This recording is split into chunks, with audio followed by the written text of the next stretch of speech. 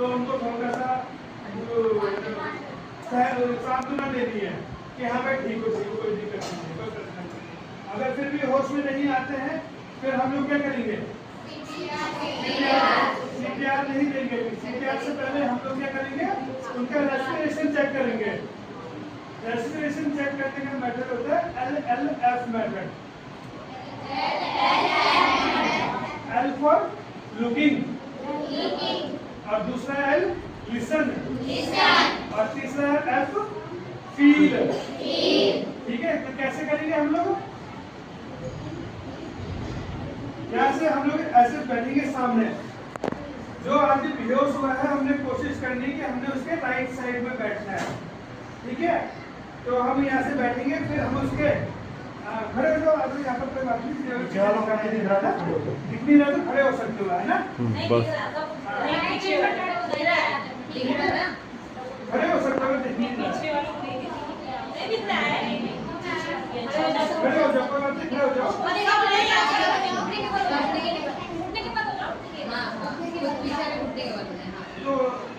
तो दिखाई नहीं दे रहा है। ठीक है, तो लुक लिसन फील की प्रक्रिया से मेथड से हम क्या करेंगे, तो उसकी सांस चेक करेंगे। सांस चेक कैसे करेंगे, लिसन ऐसे रखेंगे, जो नाक है ना, नाक है, उसकी नाक है, उसके पास अपना कान रखेंगे और ऐसे देखेंगे। आंख से क्या देखेंगे, उसकी छाती और पेट। कान से हम क्या करेंगे, जो नाक से सांस ले रहा है उसको सुनेंगे, उसका बात को सुनने की कोशिश करेंगे, और जो वो सांस छोड़ रहा है वो हम अपने गाल में, चीक में क्या करेंगे, फील करेंगे। ठीक है, इसलिए क्या बोला इसको, लुक लिसन फील। तो हम ऐसे ऐसे चेक करेंगे, देखेंगे कि हाँ अगर आदमी सांस नहीं ले रहा है, क्या ये सब चीजें हमारे नजर में आ जाए, तब क्या देखेंगे, हाँ जी आदमी सांस नहीं ले रहा है। फिर उसके बाद क्या करेंगे हम लोग,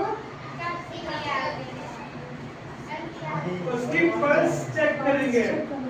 ठीक है, अब क्या होता है कि कभी आदमी बेहोश हो जाता है तो बीपी कम होने की वजह से, ठीक है, ब्लड सर्कुलेशन कम होने की वजह से उससे क्या होता है कि यहाँ पर पल्स नहीं मिलती है।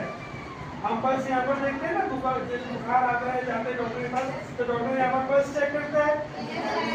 लेकिन उस समय क्या होता है, शरीर के अंदर बीपी लो होने की वजह से खून का जो ढंग से चल नहीं पा रहा है, शरीर के अंदर हर खून का बहाव ढंग से नहीं हो पा रहा है, तो उससे क्या होता है यहाँ तक पल्स हमको सुनाई नहीं देती है। फिर क्या करते हैं हम यहाँ पर, ये जो इसकी गर्दन होती है यहाँ पर, इस क्या बोलते हैं इसके जस्ट पीछे यहाँ पर हम लोग अंदर को दबा के चेक करेंगे, तो वहाँ पर हमें क्या धड़कन सुनाई देगी।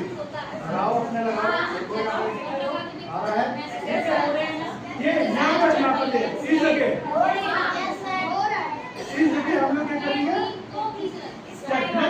3 उंगली से करते हैं, 3 से करते हैं, 3 से करने का मतलब क्या होता है, एक उंगली होता है रेट, रिदम और वॉल्यूम। ये 3 उंगलियों से हम इससे चेक करते हैं कि इससे हमें उसकी पल्स का रेट मैंने कितने बार चल रही है, रिदम क्या रिदम है, कैसे चल रही है, मतलब कंटिन्यूस पे चल रही है, रुक रही है, रुक के चल रही है, लगातार चल रही है, रिदम वो हो गया। और फील मतलब कि जो धक ऐसे हमें सुनाई देता है, वो चीज क्या होगी, वो चीज हम फील के लिए। तो पल्स से 3 उंगली से फील करते हैं, रेट, रिदम और फील। ठीक है, तो हम उससे चेक करेंगे रेट, रिदम, फील से उसकी कैरोटिड आर्टरी, कौन सी आर्टरी बोलते हैं इसे,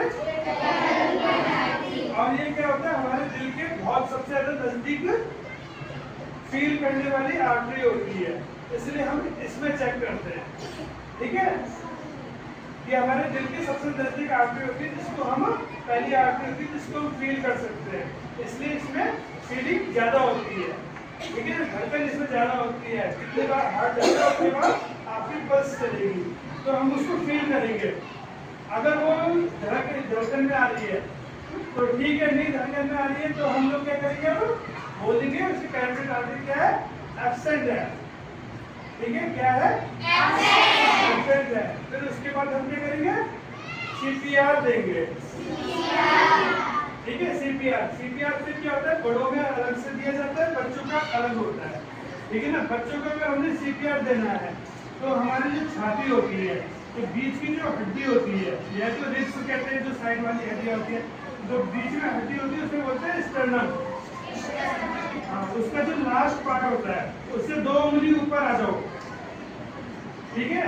और उसमें ये फ्लैट सरफेस अपने हाथ का वो रखना है ऐसे, ठीक है। देखो इधर, देखो देखो ऐसे रखना है, ऐसे नहीं रखना है, ये पूरा रखना है।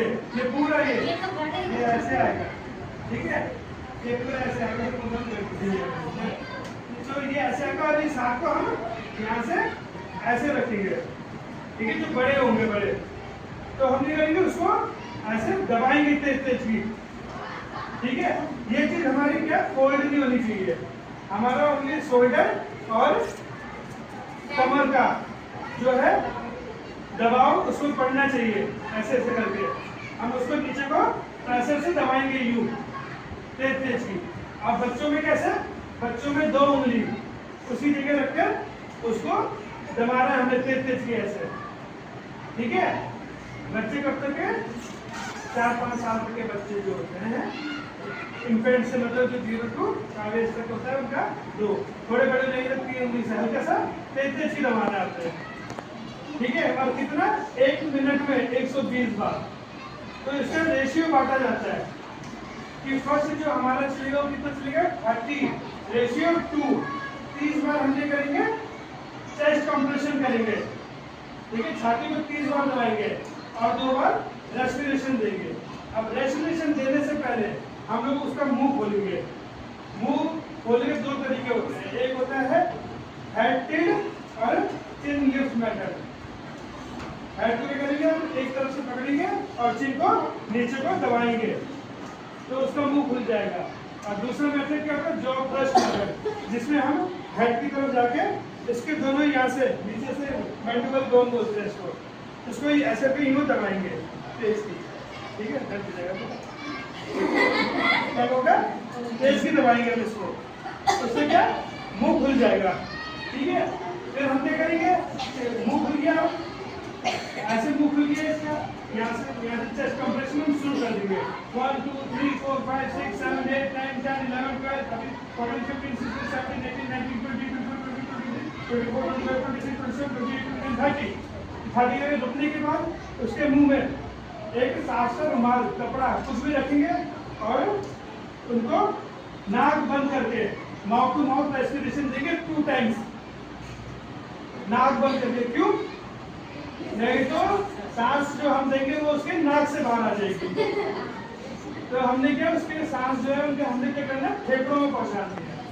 तो हम लोग क्या करेंगे, माउथ टू माउथ रेस्पिरेशन देंगे उसको, ठीक है। फिर उसके दोबारा शुरू कर देंगे और उसके बाद वक्त में हम क्या करते रहेंगे, कैरोटिड आर्टरी को चेक करते रहेंगे कि हाँ जी पल्स वापस आई है कि नहीं।